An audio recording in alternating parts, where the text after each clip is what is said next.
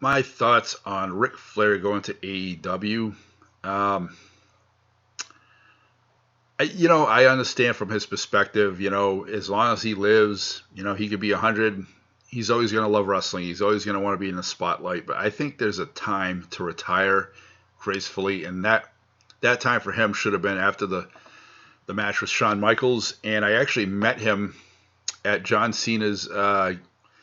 John Cena's father has his own wrestling venue the next town over from where I live, and he has all these wrestlers like the Honky Tonk Man.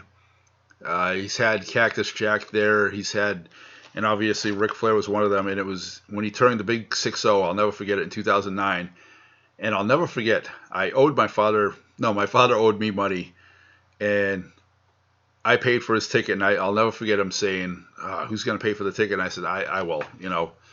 Um, And if life has taught me anything like that, it's like, you know what? Sometimes family isn't ever going to get to pay you back, and sometimes you got to bend like that. And I'm glad I did it because rest in peace. He passed away 4 years ago, and I'm glad I did that. Me, my father, and my brother-in-law. I think, yeah, we all went and to meet him. He turned the big 6-0. Now this is 2009. Now he's 14 years, so he's 74 this year. Um, and when I met him, it was awesome. I mean, it was like, there was a huge line. I got to tell him my favorite match. He said thank you, gave him a hug, and took my picture with him. I got it somewhere. And 60 is still young, but see, since then, if you watch the Peacock original thing, he's been in a coma for his drinking. Okay, finally got out of the coma. Finally realized, okay, I got to stop drinking, which is good for him. Okay, and then at some point he started drinking again. Now he's not in his 30s where okay, he could just quit and then go to AA meetings and this and that. He's 74 and decided to still be drinking. In other words, that doesn't end well for anybody, really. So on AEW's part, I think it's foolish to sign somebody that's been in a coma for drinking and still drinks, because you could well be at a live event and something tragic could happen, and it's your own fault. You signed him.